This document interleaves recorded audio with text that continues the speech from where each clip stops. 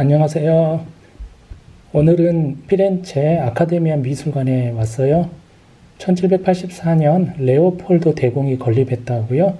1882년 데파브리스가 다비드상을 놓기 위해서 지금의 모습으로 바꾸어 놓았다 합니다. 미켈란젤로 미완성된 포로 조각상들도 4개 그때 가져왔고요.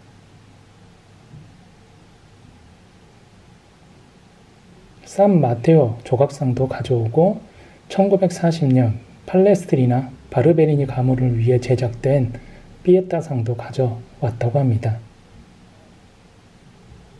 그럼 천천히 빨리 감상하며 다녀볼게요. 미켈란젤로의 포로상들이 제일 먼저 보이는데 근데 정확한 이름을 모르겠어요. 포로 노예 죄수 여러 가지로 불려요. 미켈란젤로의 젊은 포로 1530년에 만들었다고 합니다. 포로상들은 1505년에 교황 율리오 2세가 새로 임명되고 그의 무덤을 장식하기 위해서 미켈란젤로에게 의뢰한 거죠. 약 40개의 조각상을 계획했는데 이것저것 하다 보니 완성을 못했어요. 앞에 있는 건 아틀란티스 포로상입니다. 수염 있는 포로상, 조각상 이름들이 다들 너무 직역이죠. 보통 조각상을 만들거나 할 때는 샘플을 만드는 것이 일반적입니다. 샘플은 아주 작게 흙을 굽는 방식의 테라코타나 석고, 작은 청동상 등을 먼저 만들어 보는데 미켈란젤로는 그런 과정이 없이 바로 정과 끌을 들고 돌 안에 작품을 꺼낸다며 조각을 했다니까 천재는 천재인 것 같아요. 그래서 미켈란 작품엔 샘플이 없습니다. 동료 작가 입장에서는 좀 재수가 없었을 것 같아요. 팔레스트리나 피에타 작품인데 미켈란젤로 피에타상은 3개, 4개 정도 남겨져 있습니다. 일단 가장 유명한 피에타 작품은 바티칸 베드로 성당 안에 있는 피에타고요. 또 죽기 3-4일 전에까지 작업했다고 하는 피에타 론다디니는 밀라노 스포르체스코 성 안에 있어요.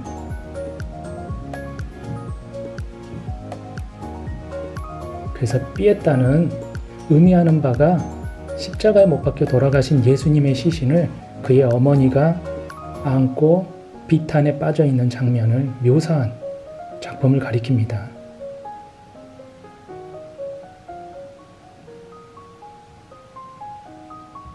다비드를 보기 전에 그 전에 미켈란젤로 윗세대 예술가인 도나텔로의 청동 다비드상을 한번 감상할게요. 왼쪽에 지금 보이죠? 도나텔로는 1386년생인데 피렌체 르네상스 조각가고 로마에서 일찍 고대 연구하고 또 명성도 얻었던 인물입니다. 중세에 자연주의하고 고전 형태 그리고 원근법 이런 것들을 이미 사용하기 시작한 인물이고요. 이것을 토대로 사실적인 표현을 해나갔던 인물입니다. 1440년경에 만들어진 이 청동 다비드상은 보시면 사실적이죠. 미성숙한 소년의 다윗을 그대로 묘사했고 하지만 해부학적으로는 육체가 아직도 완전히 해석되지는 않았죠. 그죠? 말랐지만 단단해 보이는 소년의 모습 갖고 있고 골리앗과의 싸움에서 이미 승리한 장면 연출한 상태고요. 대개 이 시대까지만 해도 승리한 장면을 보여줬습니다.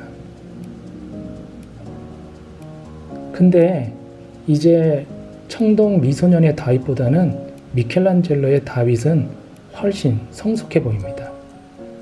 골리앗과의 싸움 직전의 모습이라 아직 승리한 것도 아니고요.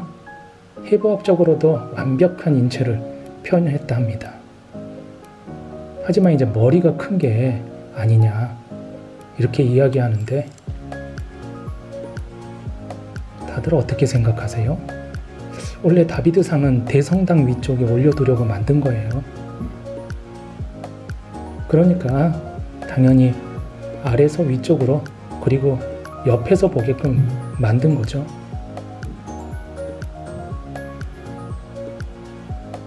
올려다 볼 거니까 머리를 좀 더 크게 만들어서 균형을 맞췄다고 이렇게 이야기합니다. 아무튼 저는 잘 모르겠어요. 지금 이 방향이 다비드를 감상할 수 있는 최고의 시각점이라고 이야기합니다. 다비드가 한 발에 무게를 실은 모습이 고대 조각상의 형태죠. 대개 고대 조각상들은 다 한쪽 발에 무게중심을 두고 있거든요. 1882년도에 아까 말씀드린 파브리스가 이게 이제 트리부나예요. 태권 부위는 왜 생각나죠? 이제 다비드 주변을 한번 돌아볼게요. 미켈란젤로가 1501년에 시작해서 약 4년 정도 걸렸으니까 1504년에 완성한 거네요. 미켈란젤로가 또 1475년생이니까 한국 나이로 26살에 시작한 거고, 미켈란젤로가 이거 만들려고 돌 찾으러 2년을 헤맸대요. 백대리석, 이탈리아의 제1채석장 까라라 같은 곳을 돌아다녔다고 하는데 못 찾았다고 하죠. 그래서 실망해서 피렌체에 왔는데, 피렌체 공화정이 이미 26년 전에 계획을 했던 아주 큰 돌이 방치가 돼 있었어요. 그런데 이 공화정이 큰 조각상을 계획했다가 수없이 또 포기하다 보니까 이렇게 26년 동안 버려지게 된 거죠. 근데 그때 당시에 다시 공화정이 이 돌을 가지고 큰 조각상을 만들겠다고 추진을 하게 된 거죠. 미켈란젤로는 이 균열지고 여러 조각가가 시도하다가 망쳐버린 거대한 돌을 위원회에 찾아가서 본인이 만들 수 있다고 강하게 설득하면서 허락을 받은 거래요. 2년 돌 깎고 2년 광내서 완성했다고 합니다. 성당에 두려고 한 것도 사람들이 귀족들만 보려고 성당에 두냐? 하도 난리쳐서 결국 위원회까지 만들어지고 시놉리 광장에 놓이게 된 거예요. 그래서 다비드상을 시민 승리의 상징물로 여겼다고 합니다. 이곳은 다비드상의 왼쪽 갤러리인데요. 중앙에는 주로 르네상스의 영향을 받은 신고전주의자들의 작품이 놓여져 있고, 대표자로 팜팔론이나 로렌초 바르톨리니가 있습니다. 르네상스 최고의 대가 미켈란젤로하고 신고전주의를 연결시켜 놓은 공간인 거죠.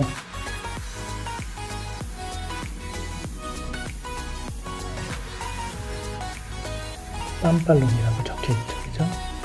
알려진 작품에는 피렌체 우피치 박물관 밖에 다빈치 조각상이에요. 이렇게 생겼습니다. 엠폴리의 분수도 만들었다고 하고요. 로렌초 바르톨리니는 이제 피렌체에서 공부를 했고요. 또 파리에 가서 공부한 인물이에요. 그래서 나폴레옹이 굉장히 좋아했다고 하고 또 후원도 해줬다고 합니다. 그의 무덤이 피렌체 산타크로체 성당에 있는데, 미켈란젤로의 무덤도 바로 이 산타크로체 성당에 있어요. 이렇게 생겼습니다. 미켈란젤로가 1564년에 로마에서 사망을 했습니다. 한국 나이로 89세니까 장수한 거죠. 조각상들 주변으로 이제 매너리즘 화가들의 작품들도 있는데, 보시면은 매너리즘이라는 것은 르네상스의 방식을 계승하지만 자신의 개성을 살려 표현하는 예술 사조예요. 사실을 조금 왜곡해서 표현한다는 거죠. 손, 목, 발 이런 것들을 조금 더 길게 짧게 그린다든지 장면을 과장하거나 균형을 깨트린다든지. 건축에는 많이 적용을 못해요. 그래서 이제 주로 회화에 사용하고요. 대표적인 예술가는 알레산드로 알로리인데 그의 작품을 따로 몇 개 모아서 보여드리려고요. 형제였던 바스티아노하고 같이 로마에 가서 라파엘, 미켈란젤로의 작품을 통해 공부하게 됩니다. 1555년에 아버지가 사망하고 매너리즘 화가인 그의 삼촌 브론지노에게 가서 교육을 받았어요. 당시 알로리보다 조금 앞선 예술가들은 델 사르토라든지 바르톨로메오, 폰토르모 이런 분들이 있는데 그 뒤를 이은 매너리즘 화가가 된 거죠. 근데 이제 부자연스러운 대리석과 같은 형태, 차가운 조각상 같다, 이런 비평도 있습니다. 자, 이제 그의 아들 작품을 한번 볼게요. 이름은 크리스토파노 알로리라고 합니다. 아버지하고 별로 사이가 안 좋았어요. 아버지 스타일 별로 안 좋아했습니다. 근데 이제 그의 성격이 별로 그렇게 좋지 않았던지 세심했다고 그래요. 그래서 작품이 많이 없습니다. 이 작품은 유디트에게 배신당한 홀로페르네스가 마치 이제 자기 애인 마짜피라에게 배신당한 자신의 모습 같다 그래서 그린 거예요. 그래서 자신하고 마짜피라 그녀의 어머니를 작품 속에다 넣어서 이게 이제 좀 그래도 많이 알려진 그림이죠. 이곳은 다비드상의 오른쪽 갤러리 공간인데 여기도 마찬가지로 판팔론이라든지 이런 분들의 조각상 그리고 매너리즘 신고전주의자들 작품들이 전시가 되어 있는 공간이에요. 판팔로니의 아르놀포 디 캄비오 조각상을 만들기 위한 석고 샘플입니다.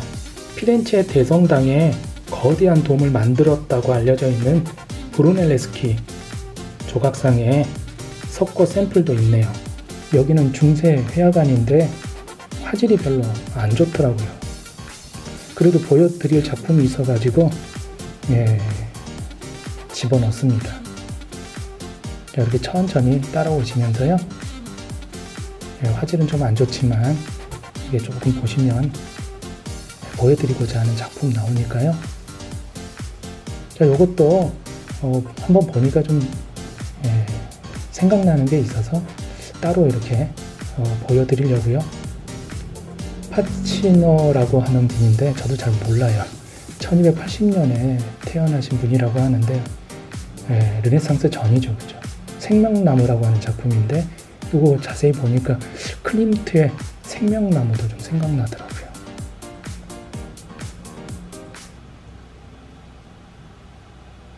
자, 좀 더 한번 가볼게요. 자, 이거 보여드리려고요.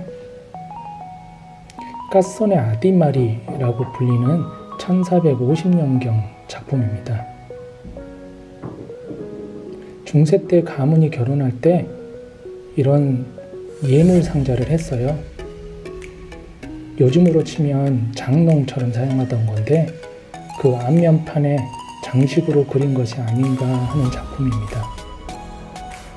중세 귀족들의 결혼 풍습이라든지 그 시대의 삶을 들여다볼 수 있는 작품이라서요. 하늘의 천으로 갈레리아처럼 만들어서 두 가문의 집을 서로 연결을 해놓은 상태입니다. 악사들로 불러서 또 흥을 돋구고 멋지게 차려입은 커플들도 보입니다. 뒷배경엔 세례단이 지금의 모습과 똑같고요. 오른쪽에 두어보면 조금 달라 보여요. 현재는 없는 우물도 보이고, 근데 이제 원래 성당 앞에는 우물이 있었어요.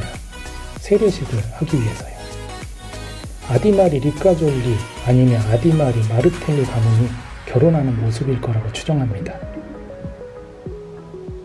당시에 이마가 넓은 여인이 미인이라고 여겨질 때라서 여인들이 윗머리를 뽑아서라도 넓혔다고 하잖아요.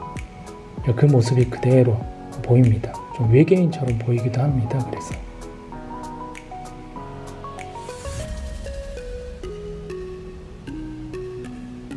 자, 이제 악기관으로 가도록 할게요. 여기서도 오래된 일반적으로 볼 수 없는 악기들이 놓여져 있어서 재밌더라고요. 1774년 비올라고요. 1793년 기타라고 합니다. 원래 기타가 보통 6줄 아닌가요?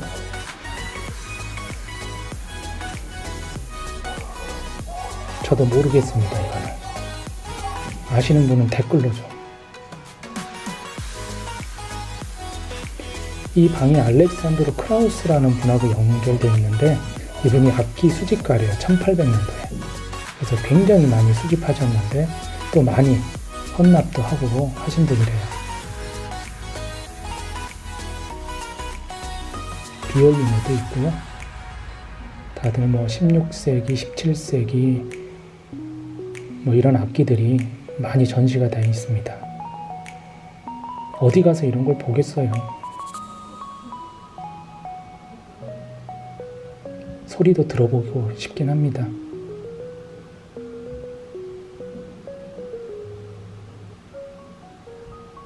(1715년) 콘트라베이스도 놓여져 있고요.